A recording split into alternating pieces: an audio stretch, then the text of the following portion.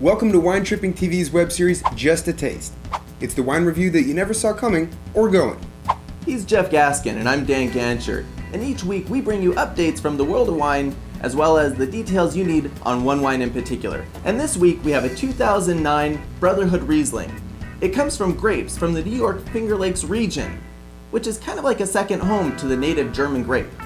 Oh, do they call them Das Fingerleken Gut? It has a delicate aroma of pear, apples, and fresh blossoms. Its off-dry character is perfectly balanced by its crisp finish. They say it really captures the essence of the varietal, and that it's one of their best sellers.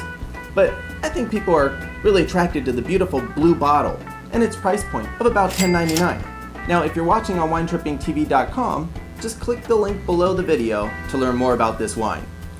You know, you might not have to worry about the price of wine if you buy Canadian beef. Really? Tell me how. The Oregonian is reporting that Western Canadian beef producers are feeding red wine to their cattle. Now, Janice Ravndal of the creatively named Sesmu Meats was quoted as saying, "You don't get better than steak and a wine. We just start a little bit earlier." Interesting. In a related story, mothers everywhere have stopped breastfeeding and started feeding their children pureed money. When asked why, they said, well, you can't get any better than having a rich child. We just start a little bit early. Well, all joking aside, the Canadian Food Inspection Agency is not exactly sold on this practice out of concern that cattle were being fed yeast or dead feces as a feed supplement.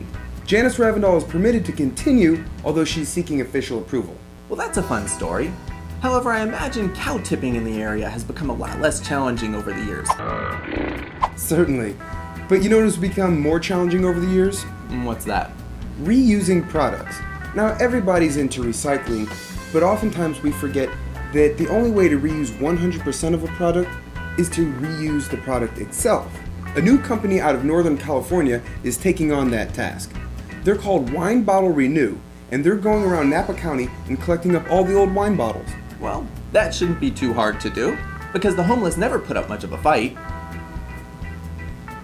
They bring them back to their facility, wash and sanitize them, the bottles, not the homeless, and then they resell them to the wineries. So it's a win-win-win situation.